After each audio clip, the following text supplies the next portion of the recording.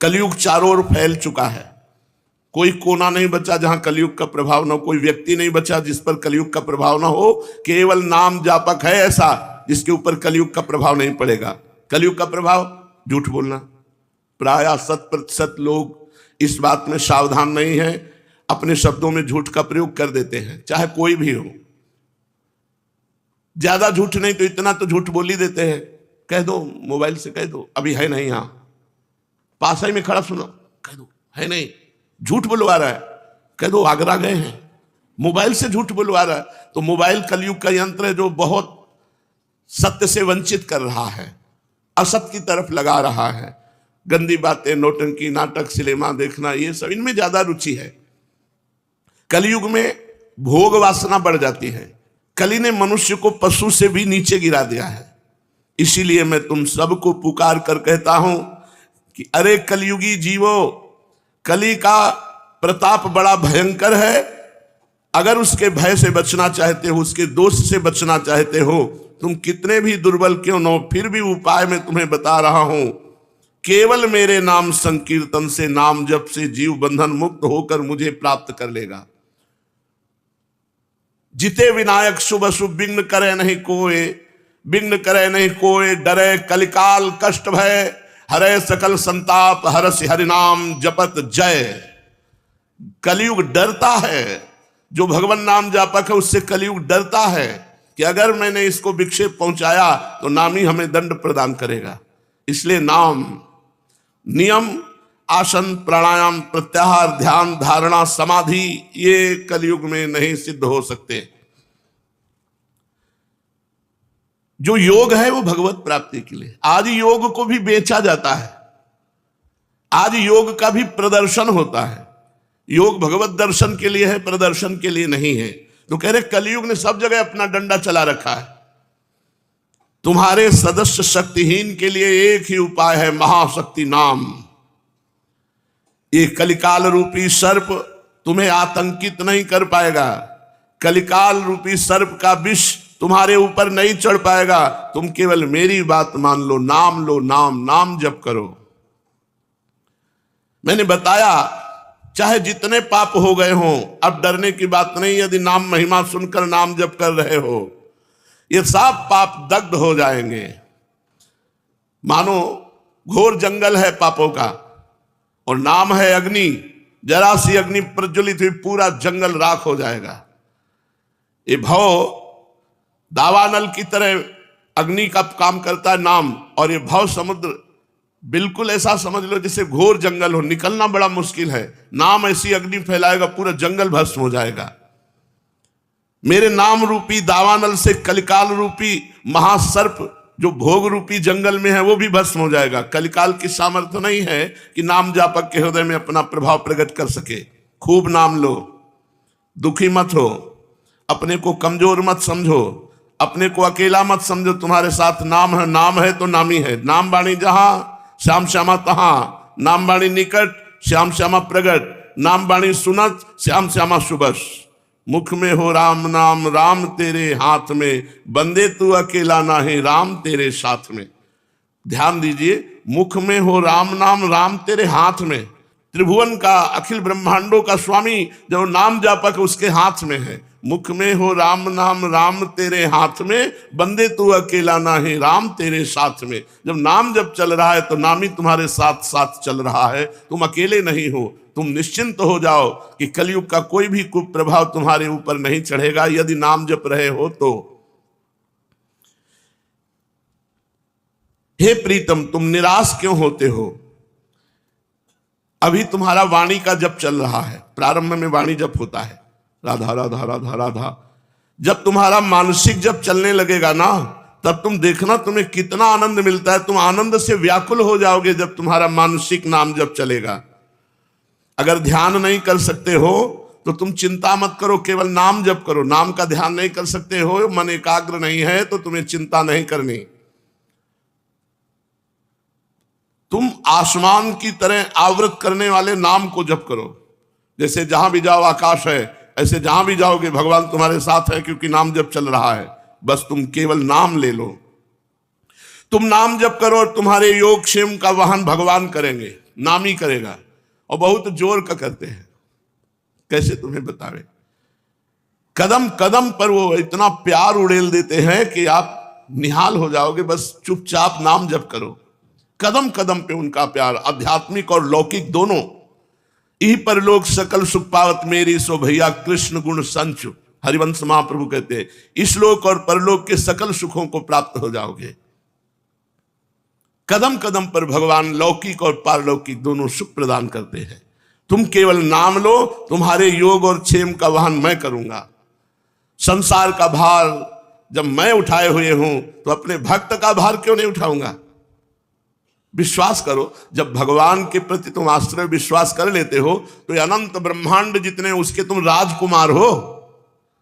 अभी तुम्हें पता नहीं, अनंत ब्रह्मांडों का राजा मेरा प्रभु और मैं उनका दास राजकुमार। जब जो जैसी आवश्यकता बिना मांगे अन मांगे आगे आवे गो, जीव पर लागे पल को।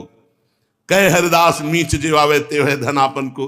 कई असरफियां रोज बिहारी जी के चरणों से निकलती थी तो स्वामी जी उसका उत्तम भोग लगा करके मोर मरकट को पवा देते। आप जरा सा किनका लेते थे। महावैराग्य से स्थित होकर प्रियालाल के प्रेम रस का भोग करने वाले महापुरुष इस वैभवेश्वरी की तरफ नहीं देखते, लेकिन ये वैभवेश्वर उनके चरणों को घेरे रहता है। जो नाम जापक हैं, जो हर समय प्रियालाल के भरोसे में है, इस लोक और परलोक में सर्वत्र सुख का अनुभव करते हैं। ये बात मान लो, मान लो, नहीं आप पेट भरना और इंद्रियों के भोगों में ही केवल पूरा जीवन चला जाएगा। और अगर आप प्रभु की, कैसे तुम्हें बताएं। तो यहां कह रहे, भगवान कह रहे मैं संसार का भार उठाए हुए हूं तो अपने वैष्णव का भार नहीं उठा सकता। तो इस बात पे विश्वास करो, हमें किसी और की तरफ देखना और हाथ फैलाने की जरूरत क्या है। अपने आप वो देता है। बहुत कृपालु भगवान है। कदम कदम पे कदम कदम, हम तुम्हें जो शब्द नहीं है जो कहने की हमारी भावना है, वो वाणी में कुछ ऐसे ही शब्द हैं जो ऊपर ऊपर थोथे थोथे निकल सकते हैं। असली बात जो कहना चाहते हैं उसके लिए शब्द ही नहीं है। जैसे रसगुल्ला मीठा है, नहीं कितना मीठा है, बहुत मीठा है, नहीं बहुत मीठा कितना है, अब बताओ। फिर आगे है ही नहीं, शब्द ही नहीं। शब्द एक सीमित है, प्राकृतिक सुख बताने के लिए सीमित है। फिर असीम सच्चिदानंद सुख को कैसे तुम्हें बताएं। हृदय में आता है कि इसको कैसे बताएं, पर शब्दावली ही नहीं है कि उसको बताया जा सके। जैसे बहुत मीठा के बाद आप कुछ नहीं बोल सकते, आगे यही बोल सकते हो कि आप खा के देख लो। ऐसे ही सच्चिदानंद सुख प्रभु देते हैं अपने शरणागत को। मान लो बहुत जन्मों के बाद अवसर मिला है मानव देह में भगवान की शरणागति होकर नाम जपने की। आप खुद निहाल हो जाओगे, दूसरों को निहाल कर दोगे। नाम जप में आप रुचि प्रकट करो। भगवान कह रहे मैं तुम्हारा भार संपूर्ण स्वयं ले लूंगा।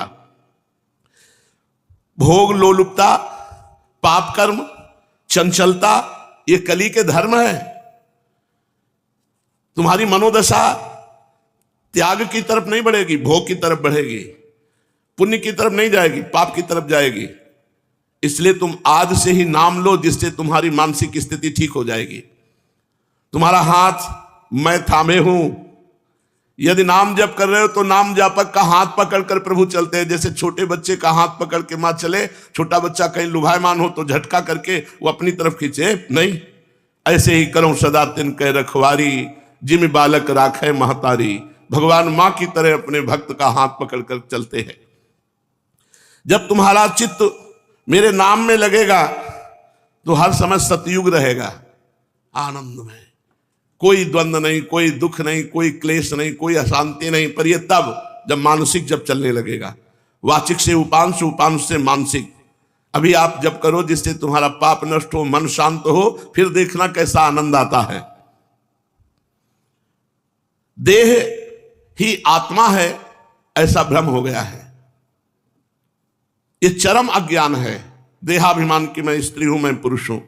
कलयुग इसी अज्ञान का आश्रय लेकर के नाना प्रकार के पापाचरण मनुष्यों से कराता है। अन्य युगों में तो अन्य साधनाओं का भी प्रवेश था, लेकिन कलयुग में नहीं। कलयुग केवल नाम आधारा, सुमिर सुमिर नर उतर ही पारा। तुम्हारा चित्त बिल्कुल ठीक हो जाएगा, तुम्हारा मन बिल्कुल सही हो जाएगा। तुम केवल नाम जप करो, मेरे लाडिले, मेरे दुलारे, मेरे अंश। तुम केवल अमृत में मेरा नाम जप करो तो तुम अमृत पद को प्राप्त हो जाओगे। शोक और दुख क्यों, मैं तुम्हारे पाछे डोलता हूं। भगवान कह रहे तुम नाम जप करो, मैं तुम्हारे पीछे डोलता हूं, पाछे पाछे हरि फिरे। भगवान पीछे पीछे, अनुब्रजाम्य हम नित्यम पुए त्यंग रेणु भी, मैं उसके पीछे डोलता हूं कि कहीं इसकी चरण रज उड़कर मेरे ऊपर पड़ जाए। और जो नाम जप कर रहा है, नाम ध्यान से चल रहा है, तो भगवान के हाथ में पैर रखता जा रहा है। जो भगवदानंद में डूबा हुआ है, तो उसके पैर में कहीं कंकड़ न चुभ जाए, कांटा न चुभ जाए। जहां वो चरण रखता है भगवान, वहां हाथ रखते हैं। जहां जहां मेरा भक्त चरण रखे, वहां वहां रखूं हाथ, पीछे पीछे मैं फिरूं, कभी न छाड़ू साथ। संतों ने भगवान की बात को पकड़ा है।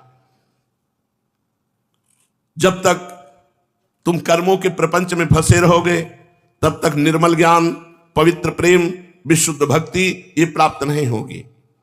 एक तुम बात पकड़ लो, नाम जप। मैं तुम्हारे सभी पाप कर्मों को क्षय कर दूंगा, चिंता मत करो, तुम केवल नाम लो।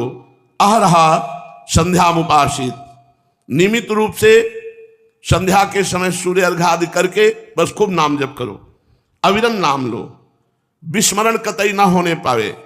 फिर देखना पाप रूपी अंधकार कैसे नष्ट होता है, मनोभाव कैसे प्रेम भक्ति में डूबता है। अन्य साधनाओं की तरफ ध्यान मत दो, केवल नाम ही संपूर्ण साधना है।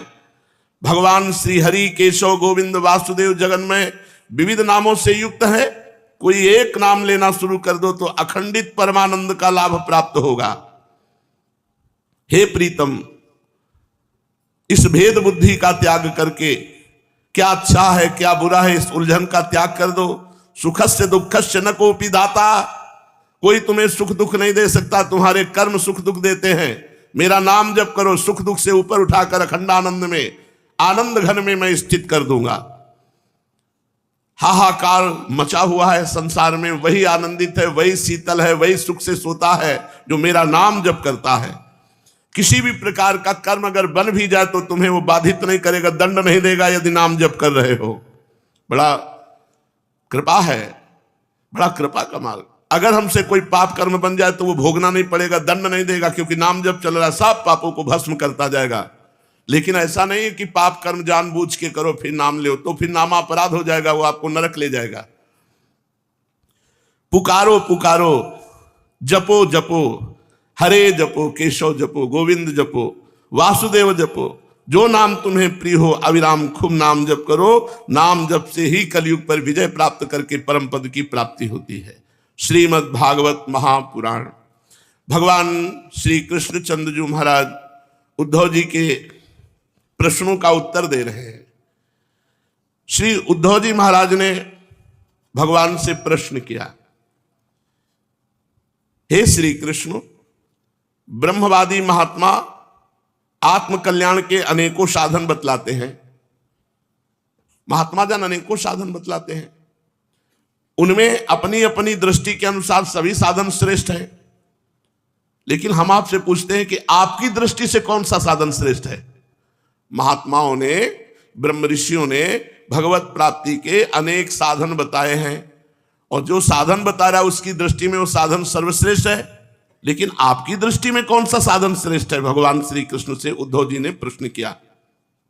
मेरे स्वामी, आपके श्रीमुख से मैंने भक्ति योग को सुना कि स्वतंत्र निरपेक्ष साधन है, क्योंकि इसी से सब ओर से आसक्ति छोड़कर मन आप में तन्मय हो जाता है।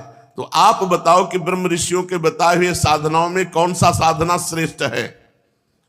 भगवान श्री कृष्ण ने कहा, प्रिय उद्धव, यह वेदवाणी समय के फेर से प्रलय के अवसर पर लुप्त हो गई थी। जब सृष्टि का समय आया तब मैंने अपने संकल्प से इसे ब्रह्मा को उपदेश किया, और इसी वेद से समस्त ब्रह्म ऋषियों ने साधन पद्धतियां निकाली। अर्थात प्रथम प्रवक्ता भगवान श्री कृष्ण। ब्रह्मा जी ने अपने पुत्र स्वयंभू मनु को उपदेश किया, फिर भृगु, अंगिरा, मरीचि, पुलह, अत्रि, पुलस्त, क्रतु, इन 7 प्रजापतियों महर्षियों ने वही उपदेश ग्रहण किया। फिर इन ब्रह्म ऋषियों से देवता, दानव, गुह्यक, मनुष्य, सिद्ध, गंधर्व, विद्याधर, चारण, किन्नदेव, किन्नर, नाग, राक्षस, किम पुरुष अपने पूर्वज ब्रह्म ऋषियों से प्राप्त किया। सभी जातियों और व्यक्तियों के स्वभाव उनकी वासनाओं से सतोगुण, रजोगुण, तमोगुण के कारण भिन्न भिन्न है, इसलिए उनकी बुद्धि वृत्तियां भी अनेक भेद है। इसलिए सभी अपने अपने स्वभाव के अनुसार वेदवाणी का भिन्न भिन्न अर्थ ग्रहण करते हैं। मेरी वेदवाणी ही ऐसी अलौकिक है कि उससे विभिन्न अर्थ निकलना स्वाभाविक है। इस प्रकार स्वभाव भेद, परंपरागत उपदेश के भेद से मनुष्यों की बुद्धि में भिन्नता आ जाती है और कुछ लोग तो बिना किसी विचार के वेद विरुद्ध पाखंड मतावलंबी हो जाते हैं, पाखंडी हो जाते हैं। प्रिय उद्धव, सभी की बुद्धि मेरी माया से मोहित हो रही है। इसी से वे अपने अपने कर्म संस्कार और अपनी अपनी रुचि के अनुसार आत्म कल्याण के साधन भी एक नहीं अनेकों बतलाते हैं। पूर्व मीमांसक धर्म को बताते हैं, साहित्याचार्य यश को बताते हैं, काम शास्त्री काम को बताते हैं, योगवेत्ता सत्य और समाधि को, दंड नीतिकार ऐश्वर्य को, त्यागी त्याग को, लोकायतिक भोग को, मनुष्य जीवन का स्वार्थ एवं परम लाभ बताते हैं। कर्मयोगी लोग यज्ञ, तपस्या, दान, व्रत और यम नियम आदि को पुरुषार्थ बतलाते हैं। परंतु लग गया तो सब पीछे बराबर हो गया। ये सभी कर्म हैं, इनके फल स्वरूप लोक मिलता है, परम पद नहीं। सत्यलोक, जनलोक, महार्गलोक, तपलोक, ब्रह्मलोक या बहुत स्वर्गलोक, ये। लेकिन भगवत प्राप्ति, परम पद नहीं प्राप्त होता, जो अभी तक वर्णन किया गया। ये सभी कर्म हैं, इनसे लोक मिलते हैं और जो लोक मिलते हैं वो उत्पत्ति और नाश वाले होते हैं। कर्मों का फल समाप्त हो जाने पर फिर दुख भोगना पड़ता है। सच पूछो तो ये अंतिम गति घोर अज्ञान ही है। जो लोकों में भोग मिलता है, अन्य लोकों में, वो भी तुच्छ है, नगण्य है। वो भोग के समय थोड़ा अच्छा लगता है, फिर असूया, ईर्ष्या आदि दोषों के कारण शोक से परिपूर्ण है। इसलिए इन विभिन्न साधनों के चक्कर में नहीं पड़ना चाहिए, भगवान कह रहे हैं। प्रिय उद्धव, सब ओर से बेपरवाह हो जाओ। बहुत जोर की साधना बता रहे हैं। निरपेक्ष हो जाओ, साधन साध्य से, सब ओर से। अन्य जो वर्णन कर रहे हैं, मेरी बात सुनो। किसी भी कर्म या फल आदि की आवश्यकता जो नहीं रखता और अंतःकरण से सब प्रकार से मुझे समर्पित हो गया है, इतने से ही मैं परमानंद स्वरूप उसके हृदय में स्फुरित होने लगता हूं। सब साधनों की ओर से कहा बेपरवाह हो जाओ। क्या करो? अपने अंतःकरण सहित मुझे समर्पित हो जाओ, मन बुद्धि चित्त अहंकार सहित मुझे समर्पित हो जाओ। मैं तुम्हारे हृदय में स्फुरित होने लगूंगा। केवल शरणागति, केवल समर्पण। जो मुझे समर्पित हो जाता है उसको जो सुख का अनुभव होता है, विषय लोलुप प्राणियों को किसी भी प्रकार नहीं मिल सकता। जो सब प्रकार से बेपरवाह होकर मेरे भरोसे हो जाता है, मैं उसके हृदय में स्फुरित हो जाता हूं। यह है बात। सब प्रकार से बेपरवाह होकर, अब होगा वही राम जी को भाएगा। जो ही प्यारो करे सोई मोई भावे। अब पूरे समर्पित है प्रभु। अब चाहे नरक भेजो, चाहे स्वर्ग भेजो, चाहे परम पद भेजो, अभी आपकी मर्जी है। मैं आपके चरणों की शरण में हूं। जो अकिंचन है, जो इंद्रियों पर विजय प्राप्त करके शांत और समदर्शी हो गया है, जो मेरी प्राप्ति से ही, मेरे सानिध्य का अनुभव करके ही सदा सर्वदा संतोष का अनुभव करता है, वो कहीं भी चला जाए उसको आकाश का एक एक कोना, पृथ्वी का एक एक कोना परमानंद प्रदान करने वाला है। जिसने अपने को मुझे सौंप दिया है, बस ये खास बात है। कल एक प्रश्नकर्ता विदेश के थे, उन्होंने कहा कि 40 साल से शरणागत हूं, 40 वर्ष से, तो क्या अभी हमारी शरणागति पुष्ट नहीं हुई? तो 40 साल क्या, 40 जन्म से लगे रहो तो भी नहीं पुष्ट होगा। अगर महापुरुषों का सानिध्य मिल जाए तो मिनट में पुष्ट हो जाएगा। मिनट में, पूरा मिनट तब होगा जब आपकी शरणागति पुष्ट हो जाएगी। फिर उन्होंने बताया कि मेरा पुत्र था, 2 वर्ष हो गए, तब से मैं बहुत परेशान हूं। कहां शरणागत हो? किससे शरणागत हो? पुत्र तुम्हारा, तुम उसके पिता, वो तुम्हारा पुत्र, सब कुछ तुम्हारा, तो शरणागति कौन हुआ? न शरीर, न मन, न प्राण। अगर शरणागत होते तो मंजीरा उठा के बजा के नाचते कि मेरी 40 साल शरणागति का फल मिला, कि मेरी कम अवस्था का पुत्र भगवत प्राप्त हो गया। और नाचते कि गोविंद तेरी जैसी रुचि वैसी में मैं राजी, जैसे नरसिंह मेहता जी नाचे, अच्छा हुआ। लेकिन वो तो शोकग्रस्त है, तो शरणागति कहां हुई? बोले बहुत संभालने की कोशिश करता हूं लेकिन संभाल नहीं पाता। तो शरणागत कहां हो? तुम संभाल रहे हो ना। हरि संभालते तो 1 सेकंड में संभल जाता। शरणागति समझना बहुत कठिन बात है, शरणागति होना बहुत कठिन बात है। शरणागत हो गया तो संपूर्ण साधना बन गई। जो बेपरवाह हो गया है मेरे भरोसे, भगवान के भरोसे, बहुत कठिन है ये कह देना कि मेरे तो गिरधर गोपाल, और फिर ये कह देना कि दूसरो न कोई, फिर रोए क्यों जब दूसरो न कोई। शरणागति का शुद्ध स्वरूप यही, मेरे तो गिरधर गोपाल दूसरो न कोई, जाके सिर मोर मुकुट मुकुट मेरो पति सोई, मोर पिच्छधारी श्याम सुंदर के सिवा मेरा कोई नहीं। जिसने अपने को मुझे सौंप दिया है वो मुझे छोड़कर ब्रह्मा का पद भी नहीं चाहता, देवराज इंद्र का पद भी नहीं चाहता, सार्वभौम सम्राट बनने की इच्छा नहीं, ना स्वर्ग का सुख, ना श्रेष्ठ सातल का स्वामी होना चाहता, ना योग की बड़ी बड़ी सिद्धियां चाहता है, ना मोक्ष चाहता है। अकिंचनस्य दान्तस्य शान्तस्य समचेतसः मया संतुष्ट मनसा सर्वा सुख मया दिशा। ऐसा महात्मा जो समर्पित हो चुका है, उन पारमेष्ठ्यम न महेंद्रधिष्ण्यम न सार्वभौमम न रसाधिपत्यम न योग सिद्धि न पुनर्भवम वा मय्यर्पितात्मे क्षति मत विनान्यात्। मेरे सिवा वो सब कुछ नहीं चाहता। उद्धव देख लो, बात को पकड़ो। भगवान कह रहे तुम्हारे जैसे प्रेमी भक्त मुझे जितना प्यारे है ना, उतने प्रिय मेरे पुत्र ब्रह्मा नहीं है, आत्मा शंकर नहीं है, सगे भाई बलराम जी नहीं है, स्वयं अर्धांगिनी लक्ष्मी जी नहीं है, और मैं भी अपने को उतना प्यार नहीं करता जितना अपना भक्तों को प्यार करता हूं। कैसा भक्त? जिसे किसी की अपेक्षा नहीं है, जो जगत के चिंतन से सर्वथा उपरत होकर मेरे ही मनन चिंतन में तल्लीन रहता है और राग द्वेष न रखकर सबके प्रति समान दृष्टि रखता है। उस महात्मा के पीछे पीछे मैं निरंतर ये सोचकर घूमा करता हूं कि उसकी चरणों की धूल उड़कर मेरे ऊपर पड़ जाए और मैं पवित्र हो जाऊं। न तथा में प्रीतम आत्मयोनिर्न शंकरः न च संकर्षणो न शरीर नैवात्मा च यथा भवान निरपेक्षम मुनिम शांतम निर्वैरम समदर्शनम अनुब्रजाम्य हम नित्यम पूये ये त्यंग भी। कैसे भक्त? निरपेक्ष, किसी की अपेक्षा नहीं। बहुत सुंदर बात है, भगवान के सिवा किसी से कोई अपेक्षा नहीं, और जगत के चिंतन से सर्वथा उपरत होकर जो भगवान के ही चिंतन में तल्लीन रहते हैं, राग द्वेष न रखकर सबके प्रति समान दृष्टि रखते हैं, मैं उस महात्मा के पीछे पीछे डोलता हूं कि उसकी चरण रज मेरे ऊपर पड़ जाए, मैं पवित्र हो जाऊं। भगवान को प्यारा भक्त कौन सा है? निष्किंचनामयी अनुरक्त चेतसा शांता महांतो खिल जीव वत्सला कामैरनालब्ध धियो जुषन्ति यत् तन्नैरपेक्षम न विदुः सुखम मम।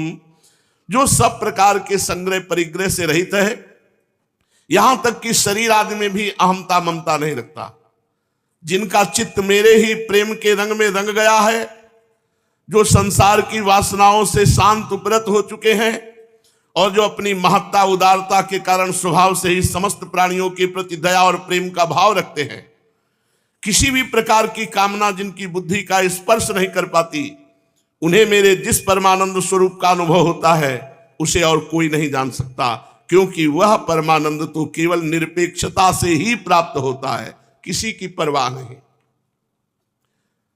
और सुनो ध्यान से, उद्धव जी, बाध्यमानोपि मद भक्तो विषय रजितेन्द्रिय प्रायः प्रगल्भ्या भक्त्या विषय ना विभूयते। बहुत हिम्मत बढ़ाने वाली बात भगवान कह रहे हैं। मेरा जो भक्त अभी जितेंद्री नहीं है, संसार के विषय बार बार उसे बाधा पहुंचाते रहते हैं, अपनी ओर खींच लिया करते हैं भोग, पर वो मेरा भक्त है तो क्षण क्षण में बढ़ने वाली मेरी प्रगल्भ भक्ति के प्रभाव से विषय उसे नष्ट नहीं कर सकते, पराजित नहीं कर सकते। जैसे धधकती हुई आग लकड़ियों के बड़े ढेर को भस्म कर देती है, वैसे ही मेरी भक्ति उसके शरीर से जो पाप बन जाते हैं भस्म कर देते हैं, पूर्णतया पाप राशि को जला देती है। उसे और कोई साधन व्रत नियम प्राश्चित करना नहीं होता। जो अजितेंद्री है, अभी भोग बार बार घसीट लेते हैं, वो बार बार पतित हो जाता है। मेरी प्रगल्भ भक्ति अब वो भक्ति मार्ग को भी नहीं छोड़ रहा, उसके सारे पापों को भस्म करके महान परम पवित्र भक्त बना देगी।